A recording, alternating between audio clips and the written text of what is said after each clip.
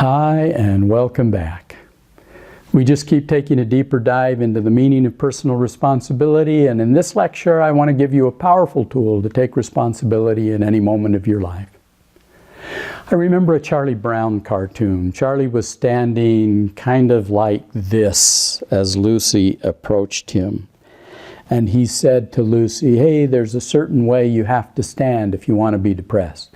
You have to hang your head down and you have to slump your shoulders forward like this. It just doesn't work to stand up straight and hold your head erect, not if you really want to enjoy your depression." Well, I thought the cartoon was pretty funny. It's so true that how we hold our bodies makes a difference.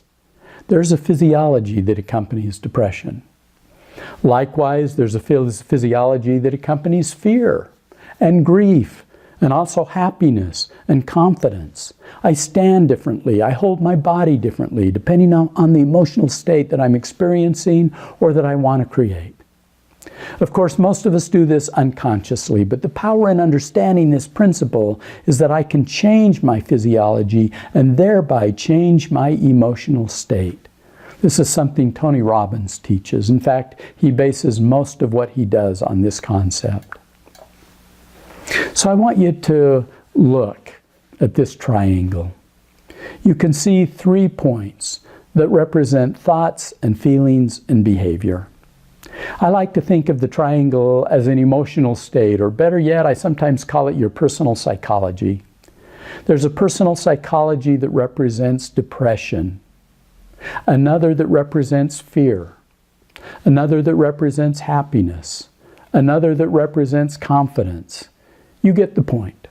Depression isn't simply something that you are, but it's helpful to think of it as a pattern that includes thoughts, feelings, and behavior. And likewise, confidence is a pattern of thoughts, feelings, and behavior. And this is true for any of the emotional states or personal psychology that we want to talk about. What this means is that by altering our thoughts, feelings, and behavior, we alter our state or personal psychology. I want to share a story that kind of represents what I'm talking about. A number of years ago on a 4th of July, my wife and I invited a couple to go with us to a park for a picnic and listen to a concert and watch a 4th of July fireworks display. And this was a couple, frankly, who were struggling in their personal lives, living in a rundown apartment, barely getting by from paycheck to paycheck. He had lost his driver's license because of a DUI and had to take the bus to get to work. Their life really was hard. And yet I also recognized them as pretty smart and capable people, and so I decided to open up a deeper conversation with the husband, whom I'll call Mark. I asked Mark if he'd ever felt a real sense of pride in himself, and he thought for a few minutes and answered yes. I wanted him to explain, and so he told me about a couple of times in his past that he felt really proud of himself. The first was as a wrestler in the 8th grade. He was really good and won most of his tournaments. I asked him to tell me what it was like and to describe it, and how did he feel, and how did he talk to himself, and how did he act around his team and around school, and it was all positive. I asked him about the next example, and he told me that it was when he was in the Army, and his commanding officer asked him to take a special test. They got the results back, and the officer told him he had done really well and had the ability to go far. In fact, they asked him if he wanted to go to school and get more training, maybe even become an officer. "How did that feel?" I asked Mark. "Really good," he replied for about 30 seconds. "And then what happened?" I got scared and anxious. About what? About all the responsibility and the pressure and how I could fail and let people down. "And what happened next?" I asked. "I didn't pursue it," he said. "I was good just being a grunt." So I said, "You know, Mark, I get that from you. It seems to me that you live a lot of your life out of fear. Do you know what I mean?" And he said, "Yeah, I do." And I asked him, "What is that like?" He said, "Not fun. I don't enjoy life. I'm worried all the time." So I said, "Stand up, get up out of your chair and show me what fear looks like. How do you hold your body when you're afraid? And what does your face look like? And how do you walk and speak and carry yourself?" And Mark asked, right here? Yeah, he said, nobody's going to be watching us. He stood and in a bit of an exaggerated way, he kind of crouched in, got into a crouched position, his eyes glancing around. I said, what's that like? And he said, normal. That's how I feel every day. Well, I invited him to sit back down, and I took out a pad of paper and a pen, which I'd conveniently brought with me, and I drew a triangle, and I wrote fear in the middle of the triangle. And then I wrote self-talk, feelings and behavior on the points of the triangle. So tell me how you feel when you're in fear. He said, always worried and anxious. I can't relax. Something bad's going to happen. I feel dread. And what do you say to yourself? I'll never get out of this hole. Things are hard. Bad things are always going to happen to me. It's my fate.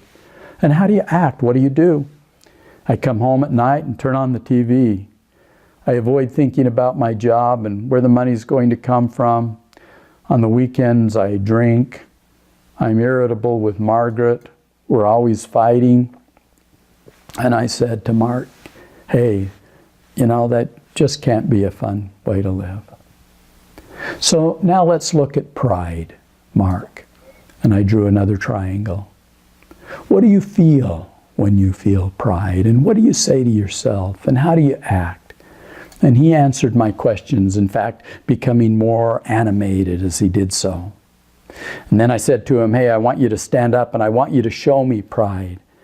I said, there's a way you stand and carry yourself when you feel proud. Can you show me what that looks like? Right here, he said. Yeah, stand up and show me. Again, nobody's going to be watching you. So he stood up and he put his head back and his chest high and his arms straight at his sides. And I said, I want you to close your eyes and remember those times when you really felt pride back in the 8th grade and for that moment in the Army. Can you feel that now? And he said, yes, I can. And I said, what is it like? And he said, really nice. What do you feel like when you're coming from pride? And what do you say to yourself? What is your self-talk? So I pointed to the fear triangle. Most of the time you live here. And what are the consequences, Mark? And what are the payoffs? What do you get out of it? And is that really what you want, or do you have more inside of you? And then I pointed to the pride triangle. And I said, what would it be like to live from here most of the time? You know, what new choices would you have to make? And how would you talk to yourself? What could you do to move from here to here? I said, pointing at fear and then pointing at pride. Well, it was about that time that the fireworks were about to begin, and so we stopped talking. He asked if he could have the page, and so I tore it out of my notebook and gave it to him. Well, the next time I saw him was almost a week later, and he came up to me very excited. Roger, I'm going on an extended vacation. What do you mean? I asked. Well, you've been talking to me about my alcohol. I've decided to go to treatment, and I have an appointment to enter the VA in Laramie, Wyoming next Monday. Well, I drove him and his wife to the bus depot on the following Sunday evening. That was several years ago. Mark went through treatment and is still sober to this day. He fell off the wagon a few times, but always picked himself back up and has done a great job since then. So what I want you to know is that you can decide how you want to live and then practice living from that place. Do you want to feel confident? Do you want to feel happy? Do you want more compassion in your life?